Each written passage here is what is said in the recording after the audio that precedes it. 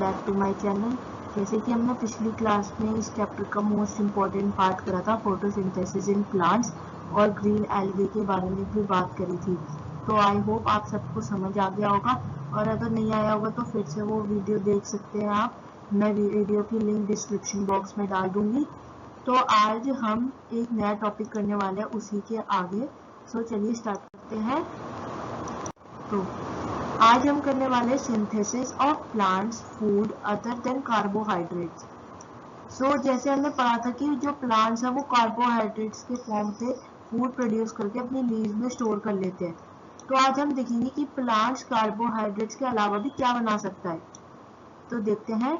The carbohydrates are made up of carbon, hydrogen and oxygen. ये important है, ये आप नोट करके रखिएगा। ये आपके सिलेबस या क्वेश्चंस में भी आ सकते हैं एग्जाम में। क्वेश्चन आ सकते हैं कि what are carbohydrates made up of. तो carbohydrates are made up of carbon, hydrogen and oxygen. These are used to synthesize other components of food such as proteins and fats. ये synthesise करने में मदद करता है अलग अपने दूसरे फूड कंपोनेंट्स को, जैसे प्रोटीन और फैट्स। सिंथेसाइज का मतलब मैंने आपको लास्ट टू लास्ट लेक्चर में भी बताया था, जो हमारा फर्स्ट लेक्चर था। सिंथेसाइज का मतलब होता है सेल्फ मेक। अगर आपको याद हो, सिंथेसाइज का मतलब होता है self make. But proteins are nitrogenous substances which contain nitrogen. But जो प्रोटीन्स होता है उसमें एक नाइट्रोजनस सब्सटेंसेस होते हैं जिसमें नाइट्रोजन होता है। अब ऑब्वियसली नाइट्रोजनस सब्सटेंस है तो उसमें नाइट्रोजन हो पाए। तो बेसिकली जो कार्बोहाइड्रेट्स है वो कार्बन और हाइड्रोजन और ऑक्सीजन से बने हैं, और ये हेल्प करते हैं सिंथेसाइज करने में प्रोटीन्स और फैट्स। पर एक क्वेश्चन है कि प्रोटीन्स में तो नाइट्रोजनस सब्सटेंस होते हैं, मतलब कि उसमें नाइट्रोजन प्रेजेंट होती है। तो कार्बन और हाइड्रोजन ऑक्सीजन नाइट्रोजन को कैसे सिंथेसाइज करते हैं, तो हम ये आगे पढ़ेंगे। तो अगला है from where do plants obtain nitrogen. So recall that nitrogen is present in abundance in gaseous form in the air. जैसे कि आपको पता है हमारे जो एयर कॉम्पोजिशन है उसमें सबसे ज्यादा नाइट्रोजन ही प्रेजेंट है, फिर ऑक्सीजन आती है, फिर अदर गैसेस आती है। However, plants cannot absorb nitrogen in this form.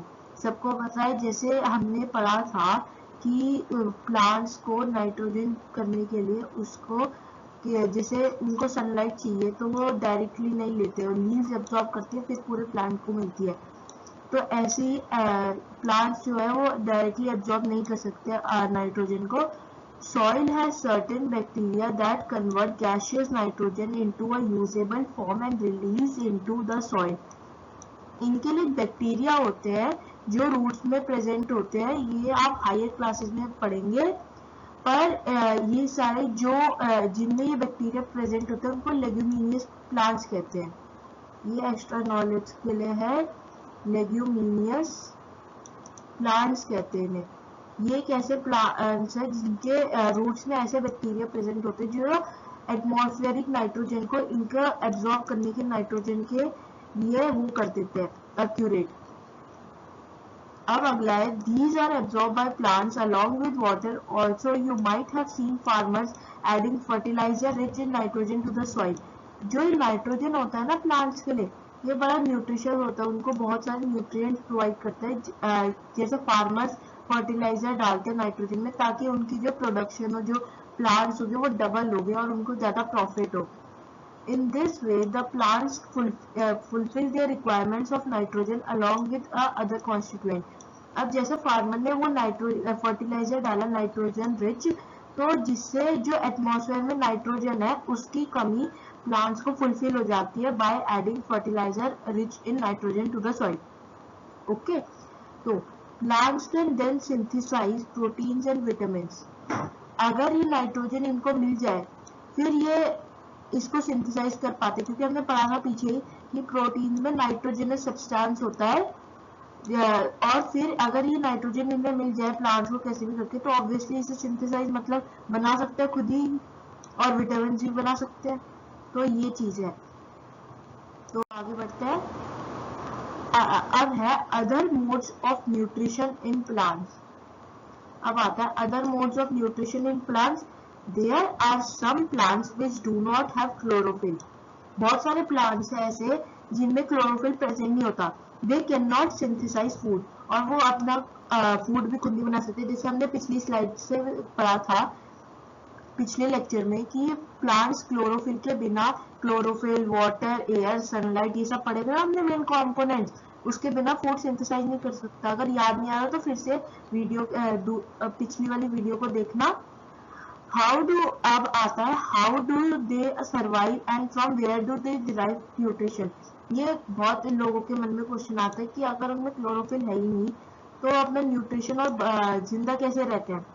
Like humans and animals, such plants depend on food produced by other plants. They use the heterotrophic mode of nutrition. Heterotrophic mode of nutrition याद है?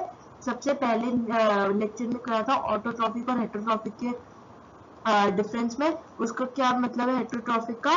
जो plants या जो organisms दूसरों पे depend करते हैं, other organisms पे डिपेंड करते हैं अपने न्यूट्रिशन के लिए और अपने लिविंग के लिए। याद है? याद नहीं हो तो देख लेना वीडियो, फिर से मैं डिस्क्रिप्शन बॉक्स में डाल दूंगी। अब तो इससे ये पता चलता है कि जिनमें क्लोरोफिल नहीं होता वो भी अपने दूसरे प्लांट्स पे डिपेंड होते हैं, दूसरे प्लांट्स या दूसरे ऑर्गेनिजम्स पे डिपेंड होते हैं अपने फूड के लिए। ठीक है, तो आगे बढ़ते हैं। A yellow wiry branched structure twining around the stem and branches of a tree. This plant is known as Cuscuta. ये बहुत इंपॉर्टेंट है, ये हर साल आपका क्वेश्चन आता है। क्वेश्चन आ सकता है व्हाट इज कसकटा। अब लिखेंगे अ येलो वायरी ब्रांच। वायरी कैसे, आपने कभी वायर देखी? इतनी पतली सी होती है, फ्लेक्सिबल होती है बड़ी, है ना?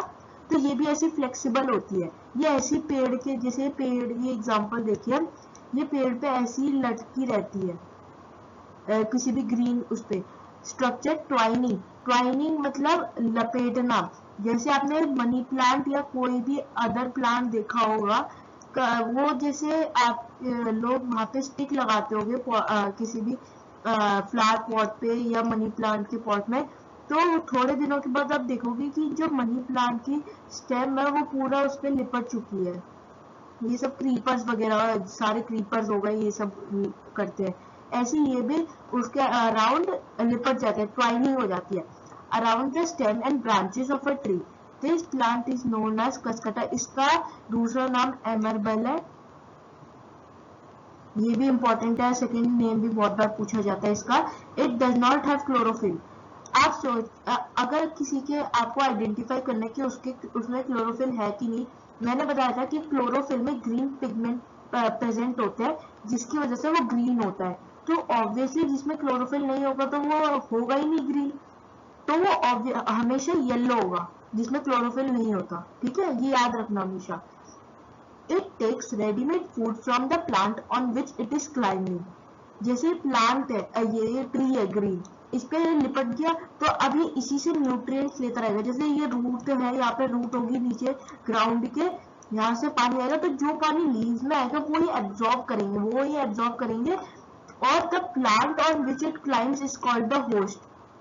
और जिसपे ये लोग क्लाइम करते हैं उसे होस्ट कहते हैं। ठीक है, होस्ट कहते हैं।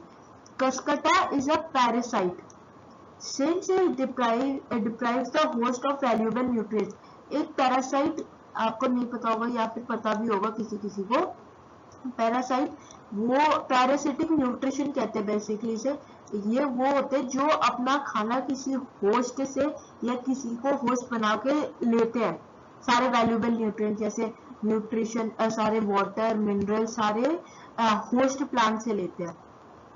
अब यहाँ पे जैसे ये ट्री है, इस पे होस्ट कौन हो गया? ये ट्री हो गया ग्रीन वाला, और जो उससे न्यूट्रिशन ले रहा है वो हो गया ये येलोइश वायरी ब्रांच्ड स्ट्रक्चर जो कि हो गया कसकटा। ठीक है, तो आई होप समझ आ गया होगा। अगर नहीं आया होगा तो फिर से रिवाइंड करके देखिएगा, और अगर आपको वीडियो पसंद आए तो लाइक, शेयर और सब्सक्राइब जरूर करिएगा।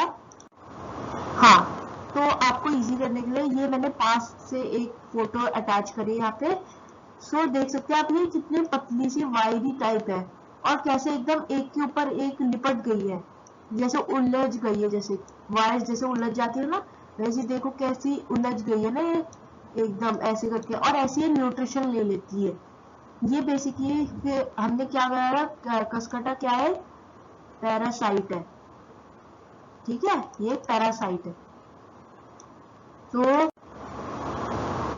तो आज के लेक्चर में बस इतना ही, क्योंकि अगला वाला टॉपिक बहुत इंटरेस्टिंग होने वाला है आप लोगों के लिए, तो मैंने पूरा अलग से एक वीडियो उसके लिए बनाई है। और अगले लेक्चर में आपका ये चैप्टर भी खत्म हो जाएगा और फिर हम बैक एक्सरसाइज भी करेंगे इस चैप्टर की।